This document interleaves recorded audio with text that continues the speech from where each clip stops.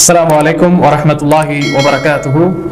الحمد لله والصلاة والسلام على رسول الله وعلى آله وصحبه ومن تبعهم بإحسان إلى يوم الدين. أما بعد. கண்ணியத்திற்குரிய அல்லாஹ்வின் நல்லடியார்களே, என் அருமைக்கினிய சகோதர சகோதரிகளே, ஒரு படிப்பினை நிறைந்த ஒரு வரலாற்று சம்பவத்தை, ஹதீஸிலே நபிகள் நாயகம் ஸல்லல்லாஹு அலைஹி வஸல்லம் அவர்கள் கூறிய ஒரு சம்பவத்தை, வரலாற்றினை எடுத்து வந்திருக்கின்றேன்.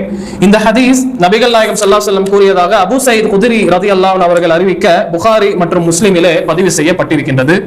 அல்லாஹ்வுடைய தூதர் ஸல்லல்லாஹு அலைஹி வஸல்லம் அவர்கள் கூறினார்கள், உங்களுக்கு முன்னால் வாழ்ந்த மக்களிலே ஒரு நபர் இருந்தார், ஒரு மனிதர் இருந்தார். அவர் 99 பெயரை கொன்றிருக்கக்கூடியவராக இருந்தார். கொலை செய்திருக்கக்கூடிய நிலையிலே அவர் இருந்தார், கொன்று விட்டு இருந்தார். அவ்வாறு கொலை செய்த பிறகு அவர் அதாவது அந்த காலத்திலே, அந்த நேரத்திலே பூமியில் இருக்கக்கூடிய மிகப்பெரிய அறிஞரை பற்றி விசாரித்தார். ஏனென்றால் பாவ மன்னிப்பு கேட்பதற்காக. அப்ப விசாரிக்கும் பொழுது அவருக்கு ஒரு இபாதத்து செய்யக்கூடிய, இறைவனை வணங்கக்கூடிய ஒருவர் காண்பிக்கப்பட்டார்.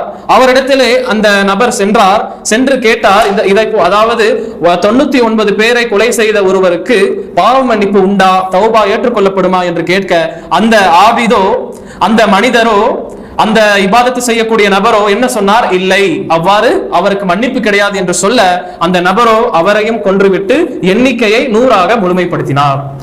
அதற்கு அடுத்து அந்த நேரத்திலே இருந்த மக்களிலேயே மிகப்பெரிய அறிஞர் யார் என்று அவர் விசாரித்தார்.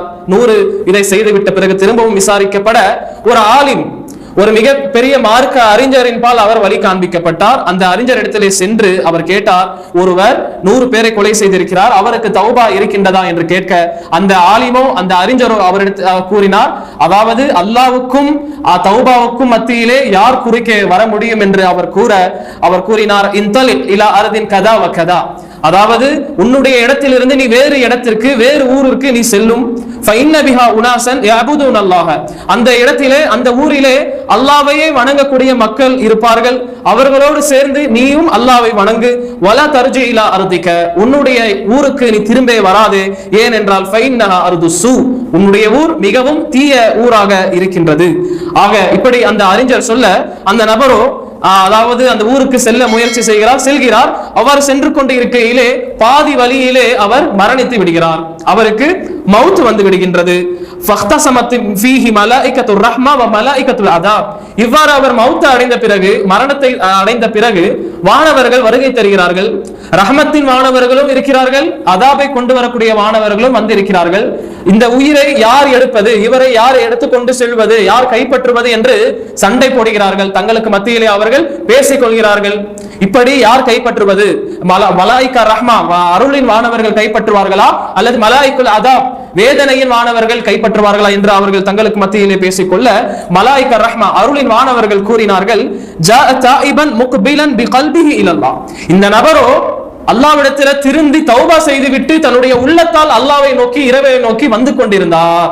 ஆக நாங்கள் தான் கைப்பற்றுவோம் என்ற பாணியிலே மலாயிகா ரஹ்மா கூறினார்கள். ரஹ்மத்தின் மாணவர்கள் கூறினார்கள், அதாபின் மாணவர்களோ இன்னஹு லம் யஅமல் கைரன் கத், அவர் ஒரு நன்மையை கூட அவர் செய்யவில்லை, அவரிடத்தில் ஒரு நல்ல அமல் கூட இருக்கவில்லை என்று கூறி நாங்கள் தான் எடுப்போம் என்ற ரீதியிலே இப்படி மலாயிகத்துல் அதாப், தண்டனையின் மாணவர்கள் கூறினார்கள். அப்பொழுது அல்லாஹ் சுப்ஹானஹு வ தஆலா மற்ற ஒரு வானவரை ஒரு மனித தோற்றத்திலே அல்லாஹ் அனுப்பி வைத்தான். அந்த வானவரை மற்ற சக வானவர்கள் ஒரு நடுவராக தங்களுக்கு மத்தியிலே அமைத்துக் கொண்டார்கள். அந்த மற்ற வானவர் வந்து கூறினார், இப்படி நாம் என்ன செய்வோம் என்றால் அளந்து பார்ப்போம். அதாவது அந்த ஊருக்கும் இந்த ஊருக்கும், எந்த ஊருக்கு அவர் சென்று கொண்டிருந்தாரோ அந்த ஊரையும், இன்னும் எந்த ஊரிலிருந்து கிளம்பினாரோ அந்த ஊரையும் நாம் அளந்து பார்ப்போம், அவர் இருக்கக்கூடிய இந்த இடத்திலிருந்து அளந்து பார்ப்போம் என்று அந்த வானவர் கூறினார். அப்பொழுது அளந்து பார்க்கப்பட்டது. அளந்து பார்க்கப்பட்ட பொழுது அந்த அடியாரை, அந்த நபரை அவர் எந்த ஊரை நோக்கி சென்று கொண்டிருந்தாரோ அந்த ஊரே அருகே இருந்தது. ஆகவே அவரை ரஹ்மத்தின் மாணவர்கள் அவரை அழைத்து சென்றார்கள், அவருடைய உயிரை எடுத்து சென்றார்கள், கைப்பற்றினார்கள் என்று புகாரி முஸ்லிமிலே வருகின்றது.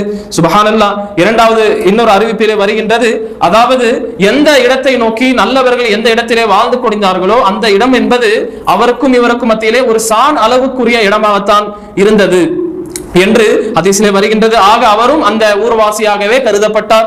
இன்னொரு அறிவிப்பிலே வருகின்றது, அல்லாஹ் சுப்ஹானஹு வ தஆலா அதாவது அவர் எந்த ஊரில் இருந்து வந்தாரோ அந்த ஊருக்கு கட்டளை இட்டான், இலஹாதிஹி சுப்ஹானல்லாஹ் அன்தபாஅதி, அதாவது அந்த எந்த ஊரிலிருந்து கிளம்பி வந்தாரோ அந்த ஊருக்கு அல்லாஹ் என்ன கட்டளை இட்டான், இந்த அடியாரை விட்டு நீ தூரமாக ஆகிவிடு என்றும், எந்த ஊருக்கு சென்று இருந்தாரோ அந்த செல்ல இருந்தாரோ அந்த ஊருக்கு அல்லாஹ் என்ன கட்டளை இட்டான், அன்தகர்ரபி, அந்த என்னுடைய இந்த அடியானுக்கு நீ நெருக்கமாக ஆகிவிடு என்று கட்டளை இட்டான். அப்பொழுது அளவிட்டு பார்த்த பொழுது அவர் சென்ற ஊருக்கு மிக அருகாமையிலே அவர் இருந்தார் என்பதாக ஹதீஸிலே வருகின்றது. ஆக அவருடைய பாவங்கள் மன்னிக்கப்பட்டது என்றும் ஹதீஸிலே பதிவு செய்யப்பட்டிருக்கின்றது. ஆக கண்ணியத்திற்குரியவர்களே, மிகவும் படிப்பினை நிறைந்த ஹதீஸ். 99 கொலை செய்து விடுகிறார். செய்துவிட்ட பிறகு தௌபா செய்தால் அல்லாஹ் ஏற்றுக்கொள்வானா என்று அவருக்கு ஒரு ஆர்வம் இருந்தது, செய்ய வேண்டும் என்று நினைத்து இருந்தார். ஆகவே மக்களிடத்திலே கேட்கிறார். இந்த பூமியிலேயே மார்க்கத்தை நன்கு அறிந்தவர்கள் யார் என்று கேட்க, அதாவது மக்களிலேயே அறிஞர் யார் என்று கேட்க, முதலாவது காட்டப்பட்ட நபர் யார்? ராஹிப், அல்லாஹ்வை வணங்கக்கூடியவர். ஆனால் அவரிடத்தில் அறிவு இருக்கவில்லை, அவரிடத்திலே கல்வி இருக்கவில்லை, அல்லாஹ்வை வணங்கக்கூடியவராகத்தான் இருந்தாரே தவிர கல்வி இல்லாததன் காரணமாக அவரிடத்திலே கேட்கப்பட்ட பொழுது அவர் என்ன சொன்னார்? அதாவது தௌபாவெல்லாம் கிடையாது, பாவங்கள் மன்னிக்கப்படாது என்று சொல்ல அவரோ என்ன செய்தார்? இவரையும் கொன்றுவிட்டு 100ஆக தன்னுடைய எண்ணிக்கையை முழுமைப்படுத்த அடுத்ததாகவும் திரும்பவும் விசாரிக்கின்றார். இரண்டாவது முறை ஒரு ஆலிம், ரஜுலுன் ஆலிமுன், மார்க்கத்தை தெரிந்த இல்மு இருந்த ஒரு அடியாரை காண்பிக்கப்படுகின்றது. அந்த ஆலிமிடத்தில் சென்று கேட்கப்பட்ட பொழுது அந்த ஆலிமோ அந்த தௌபா கண்டிப்பாக அல்லாஹ் மன்னிப்பான், அல்லாஹ்வுடைய மன்னிப்புக்கும் இன்னும் அவருக்கு மத்தியிலே யார் குறுக்கே வர முடியும் என்று சொல்லி ஒரு தீர்வை கொடுத்தார்.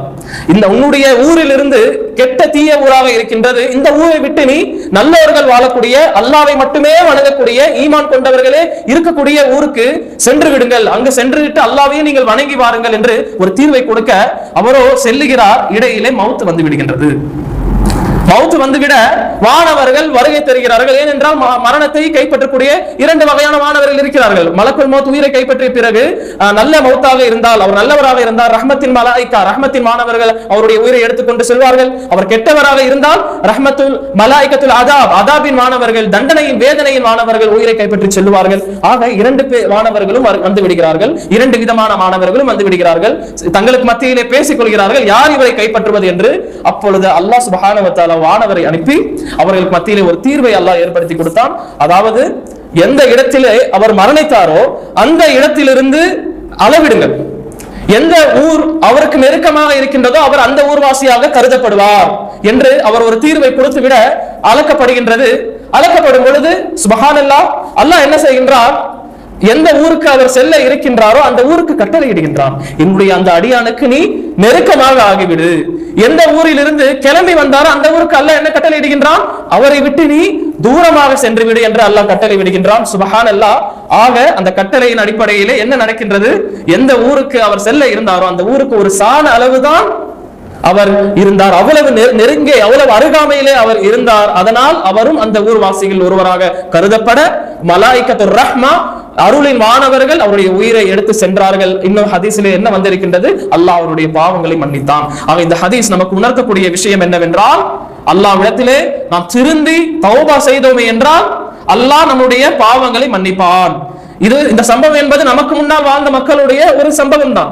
ஆனால் நமக்கு என்ன படிப்பினை? அல்லாஹ்விடத்தில் நாம், அதாவது அல்லாஹ் சுப்ஹானஹு வ தஆலாவிடத்திலே நாம் மனம் திருந்தி தௌபா செய்வோமே என்றால் அல்லாஹ் நம்முடைய தௌபாவை ஏற்றுக்கொள்வான் என்பதை இந்த ஹதீஸ் நமக்கு உணர்த்துகின்றது. ஆக அல்லாஹ் சுப்ஹானஹு வ தஆலாவிடத்திலே நம்முடைய தவறுகளுக்காக நாம் தௌபா செய்வோம், பிரார்த்தனை செய்வோம். அல்லாஹ் நம்முடைய பாவங்கள் அனைத்தையும் மன்னிப்பானாக. அஸ்ஸலாமு அலைக்கும் வரஹ்மத்துல்லாஹி வ பரகாத்துஹு.